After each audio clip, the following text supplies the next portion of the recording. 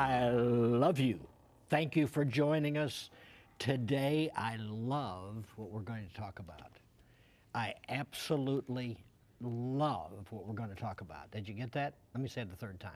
I absolutely love what we're going to talk about. They say if you really want to get a point across, say it 3 times. I just said it 3 times. Did you get it? And Dr. Dave is with us right there. Can you get a close-up of him? David Martin, there he is right there. Stay on him just for a second, because a lot of people that tune in don't realize this because you tell me this. Dr. David Anderson is the senior pastor of the Faith. Can you get a tight of him? Because he's Indian, and you really need to get tight shots of Indians. And he, Native American.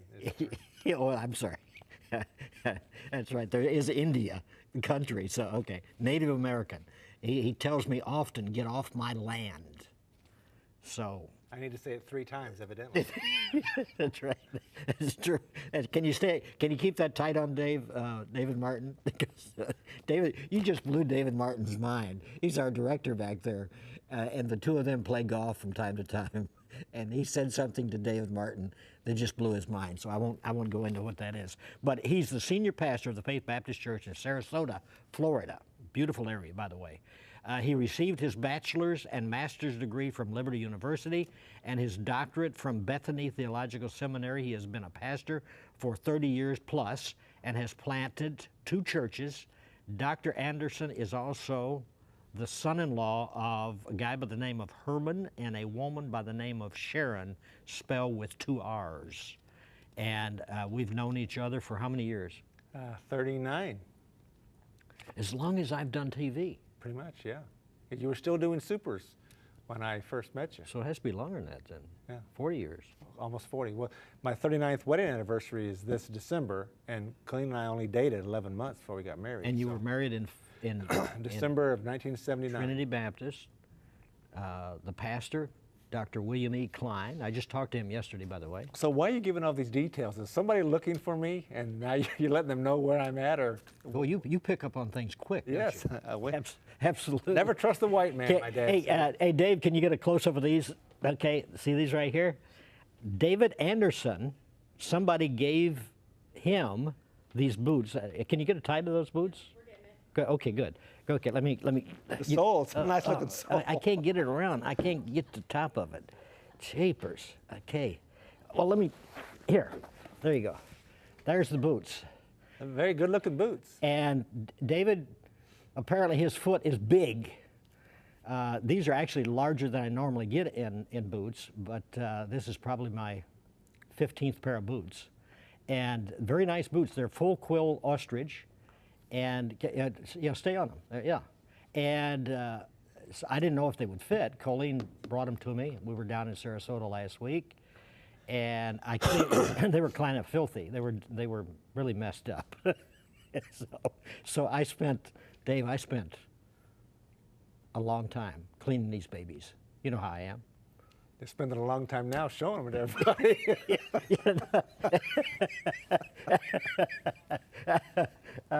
You're getting a little taste of. They're good-looking boots, though. Aren't they? Yeah. Yes. If they would fit me, I would have kept them. But well, I would think, but you probably would have never cleaned them up. Oh, I would have cleaned them.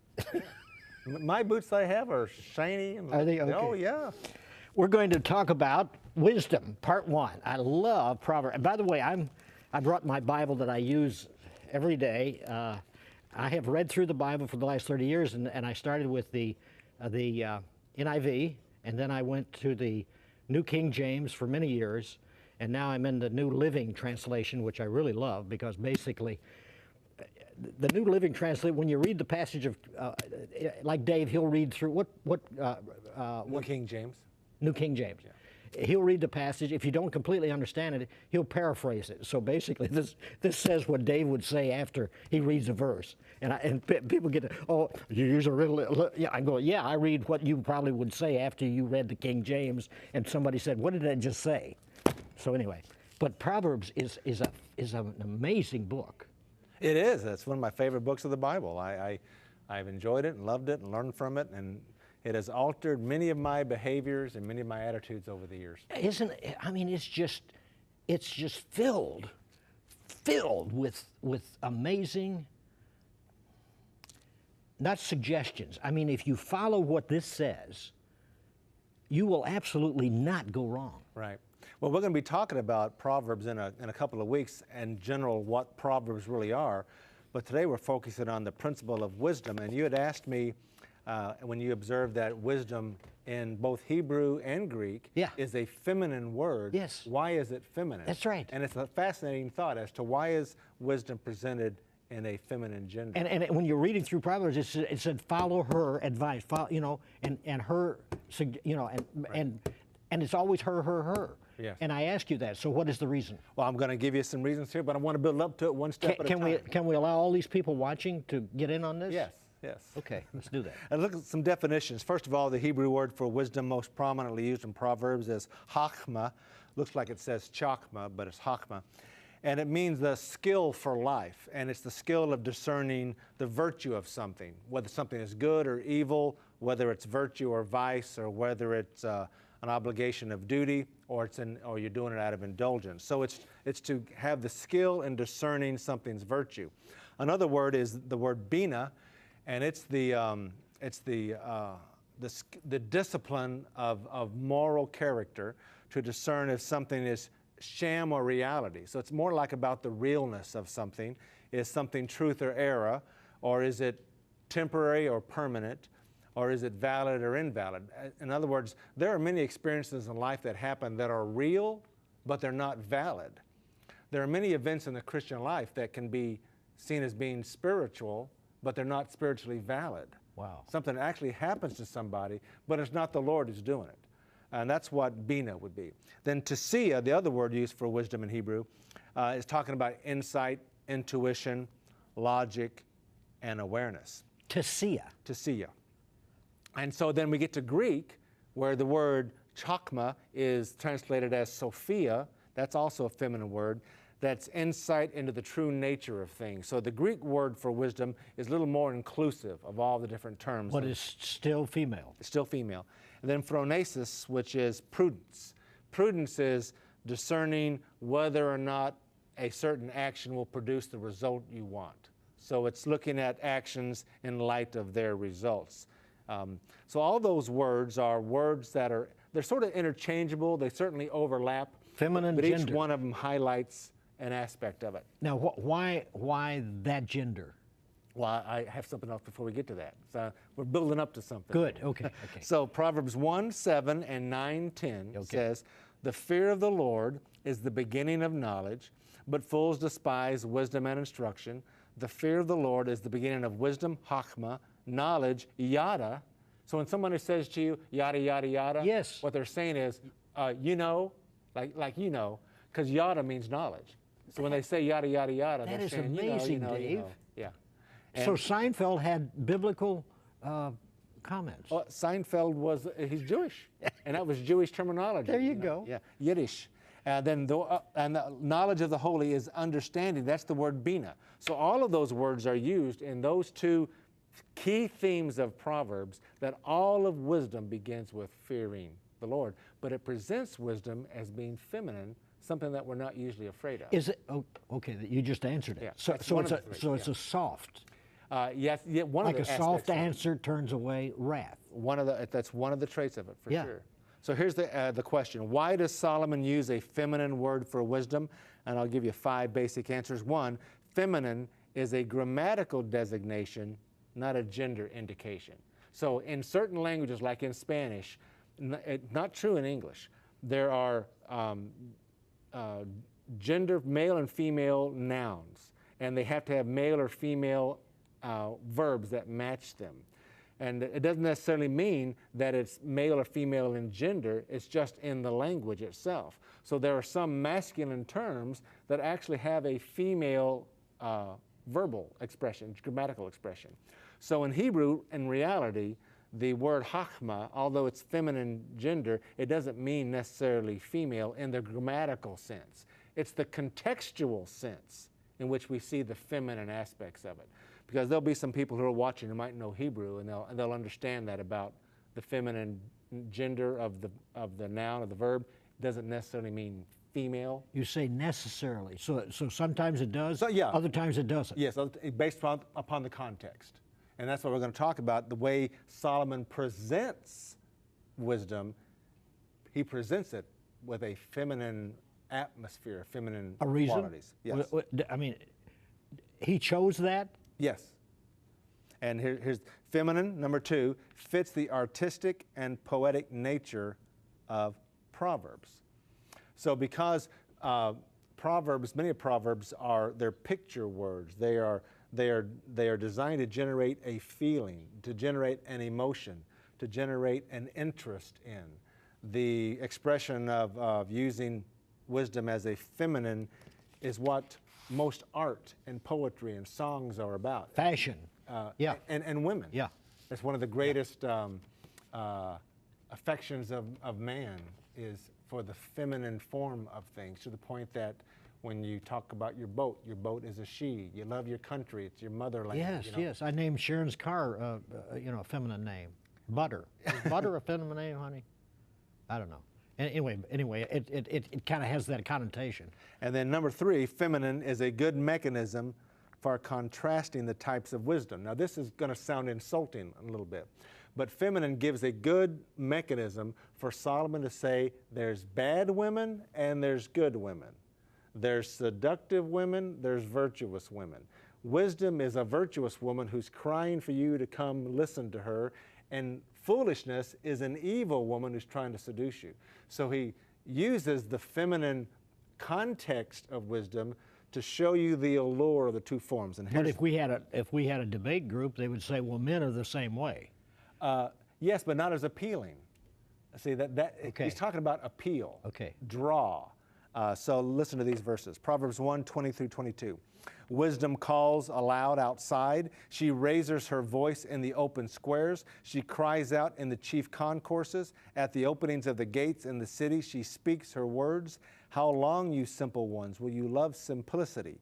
For scorners delight in their scorning, and fools hate knowledge. So wisdom is portrayed as a woman who's saying, I will help. Come to me, I have the answer, showing compassion and interest and initiative. As many as we see in our culture today, many of the service, not industries necessarily, but industries and ministries, they're generated or motivated by women. And especially books. They have an initiative Yes. to go out and say, I want to help you. Yeah. That's what Yeah. she's portrayed as. Proverbs 7:4-5, say to wisdom, you are my sister, and call understanding your nearest kin. Wow. That they may keep you from the immoral woman, from the seductress who flatters with her words. Now for me, because my mother, I'm pretty much a mama's boy. My mother was my very best friend. You were the apple of her eye. And she was mine. And then my sister became my best friend. So, and before I became a teenager, my closest relationships were women, my mother and my sister. So was mine. Really? Yes, I raised when I was a little boy. My parents went away, and the lady that raised my sister and I, a female, and then I was closest to my mother when I finally got back with my parents. Yeah. Yeah, and for me, it made me understand women. I like to be around women. I enjoy talking with them. And he says, so say to wisdom, you're my sister. Like, you're my companion. Yeah. You're my playmate. You're the one I want to be with. I trust completely. So he's presenting wisdom not as a brother who might be your competitor, who might be the one you're always trying to get attention from, or an older brother who's oppressing you, or a younger brother who's stealing your glory. But look at wisdom like a sister. Wow. Because sisters tend to be encouraging. So were you closer to your sister than Hampton, your brother? Yes, because my brother and I were often competitive until we got saved. After I got saved and he got saved the same night, Hampton and I became really good friends. Until that point, I was the biggest irritant of his life, me being the younger brother, and I was always trying to impress him and never could. And we got in conflicts all the time. Was he the smartest or your sister smartest? It's hard to tell, different intelligence. Yeah. My brother, Is a my doctor. mother was the smartest of all of us, Your- my mom. Okay. She is probably a genius. My Wow. dad said she definitely was a genius. Wow. My brother is intuitive. And he became a medical doctor. Yeah, and he could become anything he wanted to. He has original thinking. Wow. I'm a compiler. I get other people's information and I compile them and I remember it. Yeah. My intelligence is memory. My brother's is original thought. Your intelligence is phenomenal. Well, thank you. Trust your father-in-law. Well, thank you very much. Proverbs 8, 1-3. Does not wisdom cry out and understanding lift up her voice? She takes her stand on the top of the high hill beside the way where the paths meet. She cries out by the gates, at the entry of the city, at the entrance of the doors. And then Proverbs 9, 1-6. Wisdom has built her house. She has hewn out her 7 pillars. Her again. She has slaughtered her meat. She again. She has mixed her wine. She has also furnished her table. She has sent out her maidens. She cries out from the highest places of the city. Whoever is simple, let him turn in here. So wisdom is presented as a nurturing, nest-building, home-building woman who builds a refuge for you to come home to. So that's one reason why he chooses that. The next reason why he chooses the feminine form is it's a good metaphor for something desirable to men.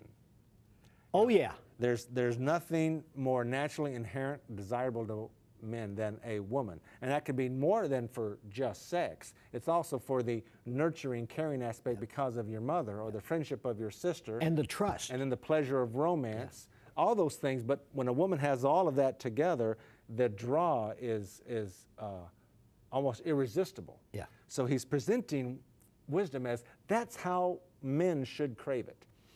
Proverbs 3, 13-18. Happy is the man who finds wisdom and the man who gains understanding. For her proceeds are better than the profits of silver and her gain than fine gold. All her. She is more precious than rubies, and all the things you may desire cannot compare with her. Her ways are ways of pleasantness, and all her paths are peace. She is a tree of life to those who take hold of her, and happy are all who retain her. Wow. Anybody who's ever fallen in Powerful. love can relate to that, that if you fall in love with somebody, they mean more to you than everything that you own. Yeah. You would set aside your career for that person. You would do anything You'd take a bullet to be with that person. That's the way he's presenting wisdom. That you should see her like that she is that valuable, that if you could attain her, she'd be more valuable than anything you have. How do we miss that? We miss that because what you're pointing out right there, that should be a natural, but it isn't. No, because we're fools. And fool goes for the seductress woman, the woman who cries out in the street for all those who want to come in for pleasure. That's natural. And she takes them down. That's natural, isn't it? Yes, because we have a draw towards beauty and aesthetics and peace and harmony, but we fall for the counterfeit. We're easily fooled. Wow. So Proverbs 4, 5-9 says, get wisdom, get understanding, do not forsake her, and she will preserve you. Love her, and she will keep you. Exalt her, and she will promote you. She will bring you honor when you embrace her. She will place on your head an ornament of grace, a crown of glory she will deliver to you. Now, why wouldn't we want that? Why wouldn't we want that? What we do want it, we just often are unable to discern the good one from the bad one. And it's true even in say, your romantic life. We are so drawn to the appearance of something, not just physical appearance, but the way the whole package appears, that we don't see past it. You were the drawn real to heart Colleen, nature. our daughter. Yes. And she was the most beautiful thing on the campus at Liberty. Yes. In your eyes. Yeah. Well, a lot of people thought that. Yeah. A lot of people came around the room and said, how in the world? They look at me and they look at her picture. I had a friend who was my bunkmate, and he would just come in and plant a kiss on that picture every day. Seriously? Yeah. He didn't look at me and just go, phew. He'd kiss Colleen's picture. And he had these really big lips. He's and he'd look down at me and go, I don't know. Yeah. How did you do it? Because you were a football jock. Dave, when we first saw him, you can't imagine this now. I should have taken a picture. His neck, where my hands are, that was the size of his neck. He was a football player, and he'd put his head down with that helmet on, and he'd just drive his helmet into the guy's gut and run through them. So he was like, so you were well known on that campus. Well, yeah, possibly. I don't know. I don't think that football neck was what really appealed to Colleen. Yeah, because all of her boys friends before me were thin, little, petite, nice fellas. Yeah. Just, Yeah. I don't know. I don't know why she went for me. That was like her father, see. She was looking for a father image and missed it. And then number 5, feminine is a good adjective for the gentleness and the sensitivity that wisdom can bring into your life and how it cares for you. James 3:17, the wisdom that is from above is first pure, then peaceable, gentle, willing to yield, full of mercy and good fruits, without partiality and without hypocrisy. Now, why wouldn't we want that, Dave? Well, those traits are most often seen in women. You know, when I interact in the bioethics committee at the hospital and in the professional world of lawyers and doctors and nurses, I watch how men present themselves and women present themselves, because I figure I'm one of the men. Yeah. If I'm seeing how they present themselves, I'm probably doing the same thing. Women present themselves more like this. And when they give information, it's like this. When a man gives information, it's like this. So a man talks down, the woman... Yeah, and men talk to and women talk with. Wow. And women are far more inclined to have dialogue, and then from that wisdom grows. So he's presenting women and wisdom in a feminine nature because of the sensitivity, the listening nature of a woman, that wisdom is that easy to interact with. That's what attracts men like us. Yes. That's why he put it there, isn't it? Yes. But then we get away from that. We go to the bad woman. Yeah, and metaphorically, we go to bad truth. We go to bad knowledge. So he says in Proverbs 2, if you seek her, wisdom, as silver, and search for her as for hidden treasures, then you will understand the fear of the Lord and find the knowledge of God. Okay, if you want the fear of the Lord, look at that verse. Look at that verse. Look at that verse. Look at that verse. And it begins with the seeking for wisdom, because wisdom is the reflection, the extension of God. And we'll get to that later in our study, that one of the Greek words for wisdom is logos, which is where we get the word logic or logistics from. And who is logos in the New Testament? Jesus. Wow. Because the word logos means word. It's the word used in John chapter 1. How do you spell that? Logos. You'd say logo in English, Okay. but in Greek it's logos, and it means the word. Jesus was the incarnate logos of God, so Jesus is the complete wisdom, intelligence, logistics, logic of God. Yeah. So in the New Testament, Jesus is really wisdom. Wow. So Solomon in Proverbs is equating our Savior with wisdom, because Jesus is the embodiment of Okay, the logos we of got God. 7 minutes left. That's my favorite number, by the way. 7? Yeah. Well, for wisdom, Actually, 5. all right. Brooke just changed my number, but I still love 7. So the wisdom of God that is given to us, that's revealed in the book of Proverbs, is a list of, it's a presentation of some principles and profound realities in life that are high probabilities, but they're not promises. And if you learn from those principles and those precepts, you can apply them to your life in such a way that you can live in peace, you can live in prosperity, and you can live in harmony, and you can please God. And that's what the wisdom of the Old Testament is all about. But it's pointing towards the answer, because man is so foolish, and man cannot discern. Man can't even figure out his own heart. Jeremiah said, the heart is desperately wicked and evil. Who can really know it? Yeah. That's why we are so easily fooled. That's why we don't go for the virtuous woman of wisdom. We go for the seductress woman How do of we wisdom. know our heart? How can we know that? We know it by accepting what God says about it.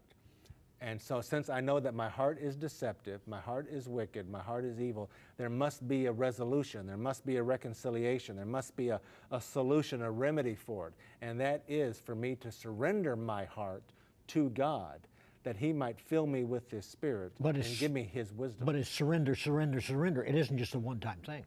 Oh, no. So the surrendering is letting go of and then keeping your hands off it. Yeah. It's not loaning to God your heart and mind. Wow. It's giving it to Him. 4 minutes. And that's based in your relationship with the Lord Jesus Christ, who is the physical incarnate embodiment of wisdom. Oh, that's powerful. And so without wisdom, we'll never know. Without wisdom, we'll never understand. We'll never relate to the God of wisdom. Wow. Because God is all truth. Oh. Jesus said, I am the way, the truth, and the life. Well, the way is the application of truth. Truth is what he is, and truth is what is the essence of life. Wow. So when he says, I am wisdom, I am logos, I am truth, know me and you will know the Father, for the believer, it's all about what we know, but we only know it by faith. Wow. Because you and I cannot reach up and touch God. I have never, other than one time in my life when I thought I heard something audible actually speak to me, Wow. I've never heard the voice of God. Yeah. I've never seen him in a vision. Yeah. But by faith, I can know him by reading the way he revealed himself. Because you know the word so good. Yeah. And before I did, at August 19th, 1970, when I trusted in Christ as my Savior, that was my introduction to God. Yeah. And I didn't know the Bible at all. And- I believed it, yeah. but I didn't know what it was. And you became a voracious reader after that. Oh yeah, Ferocious, and I didn't intentionally do that. It just was the byproduct. I found this answer that I didn't even know I had the question. Wow. I wasn't questioning what my existence was for. I wasn't asking anybody, why am I here? Where am I going? And am I right with God? I believed I was right with God. My life was going to be fine, and I was either going to be a Green Bay Packer or a New York Yankee. I had my life mapped out that way, and if I could be both, I was going to be both. August 19th, 1970, I'm 13 years old. I hear the truth that my soul is diseased with sin and that my spirit is dead and I needed to be reconciled and made right with God. And when I embraced that, just like Paul wrote to the Corinthians, if any man be in Christ, he's a new creature. Old things are passed away and all things became new. Something profound happened to me that night, and it just affected everything in my life. Same thing for my brother, my sister, my mom, and my dad. All of our lives were changed. And every one of you who knows the Lord, you know what I'm talking about. Some of your changes are radical because you were deep in sin. Some of the changes appear more subtle because you were raised in a Christian home. But there's an inevitable, inescapable change that happens when you know the truth when you were living a lie but didn't even know it. So when Solomon presents wisdom to us, he's saying it's something to be desired, it's something to be trusted, it's something that can nurture you, that can comfort you, that can love you, that can listen to you, that can teach you, that can walk alongside you. And then we get to the New Testament, and wisdom is presented as the Lord Jesus Christ himself, who said he will never leave you nor forsake you. Trust in Jesus Christ today, the ultimate truth, the embodiment of all truth. Wow. Remember, we're going to pick this up on our next time together. So this is just like turning the page, picking up where we left off right here. Join us in Proverbs. It's an amazing book. God bless. Bye-bye.